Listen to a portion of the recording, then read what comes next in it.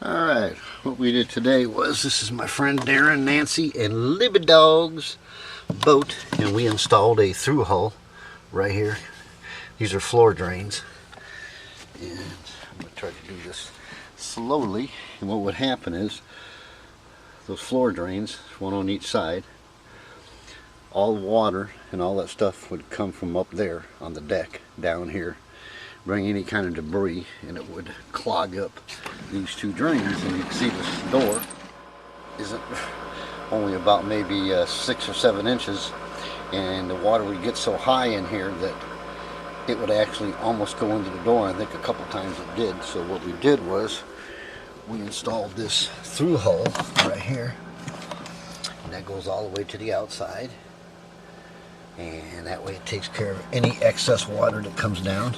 And let me tell you something, when I drilled this thing, what I did was, I don't know what's inside of this, in between this hull, and so I wanted to be real careful and not cut into something, you know, a hose, a line, because they run a lot of shit to these side panels.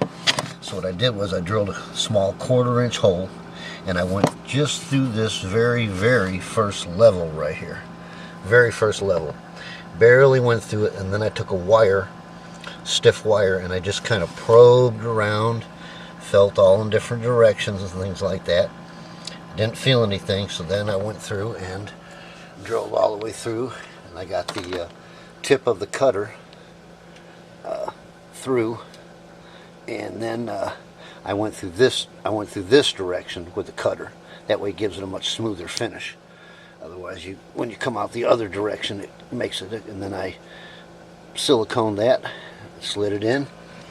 I took the nut, put silicone around it, put it on, and then this was sticking out about another 3 or 4 inches with the 1 inch fitting on it for a hose, and I cut that off to make that kind of flush.